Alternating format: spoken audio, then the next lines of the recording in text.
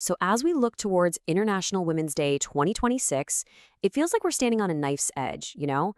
On one side, you have these historic, hard won gains for women's rights.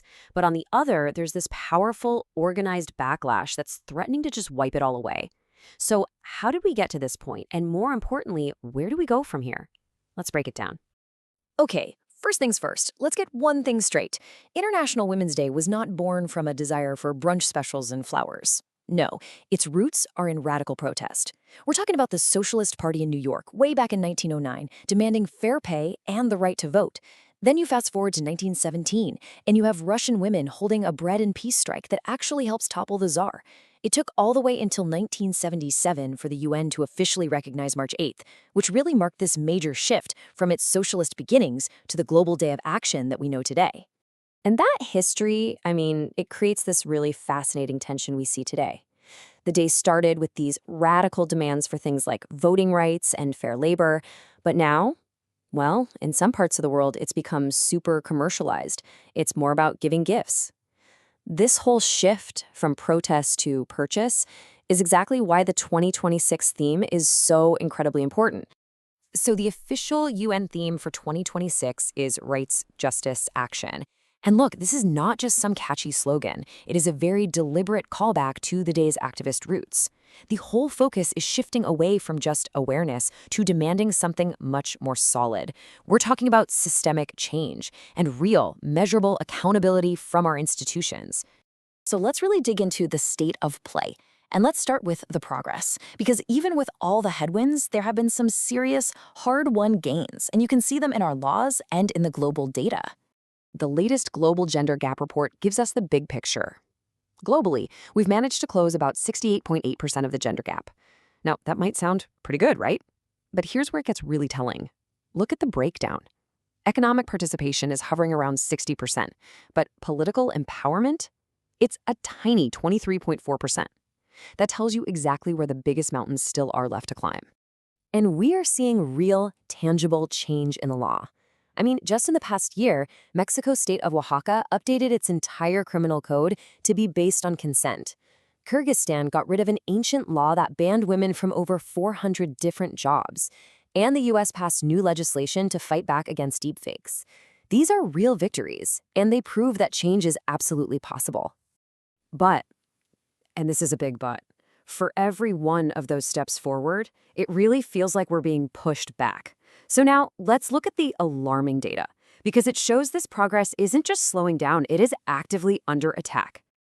I want you to just remember this number, 286. According to the UN, at the speed we're going right now, it will take 286 years to close the gender gap in legal protections. Let that sink in. That's not in our lifetime. It's not in our kids' lifetime. It's not even in our great-great-great-grandchildren's lifetime. It's a staggering figure that just screams that the current rate of change is nowhere near fast enough. And in the corporate world, there's this phenomenon called functional segregation, and this chart shows it perfectly. So you see women are pretty well represented in support roles like human resources at 46%. But then look at where the real power is. Just 28% of CEOs are women and a tiny, tiny 6% of board chairs. What this means is that women are being kept out of the jobs with direct responsibility for profit and loss, the very jobs that are the main path to the top.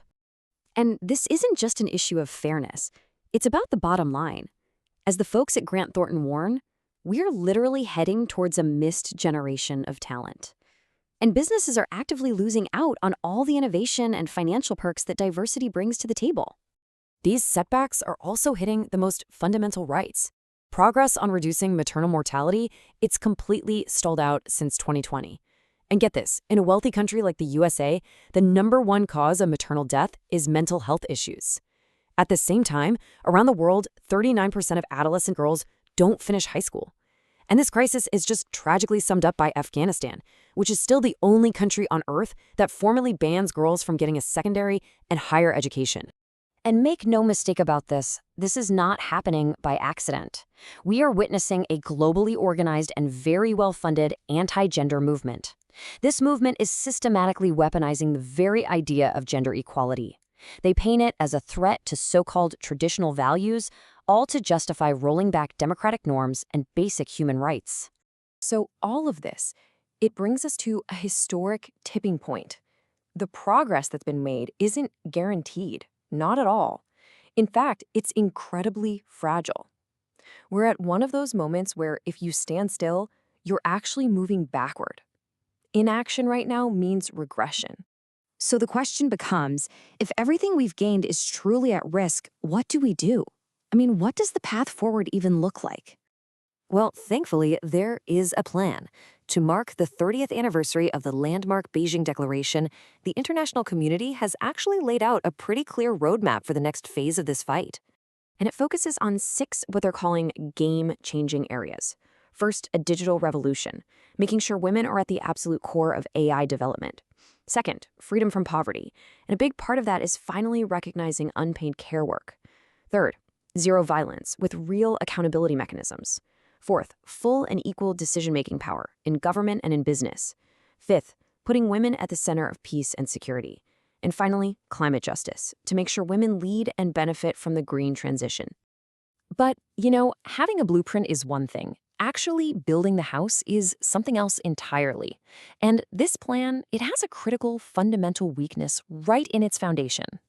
The key to it all is this concept called gender-responsive budgeting.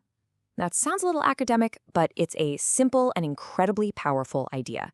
It just means making sure that government budgets are intentionally designed to advance gender equality, not just by accident. And here is the critical flaw. Right now, today, only 1/4 of countries in the entire world actually track their spending to see how much is going toward gender equality. So without that data, without tracking the investment, these ambitious plans are at risk of becoming nothing more than empty words. You can't fix what you don't fund, and you definitely can't fund what you don't measure. And that brings us to this final and, honestly, pretty chilling thought from UN Women. We have never been so close to achieving gender equality, but also never so close to losing it. It is just a stark reminder that right now, everything is on the line. The actions we all take right now will decide which side of that precipice we ultimately land on.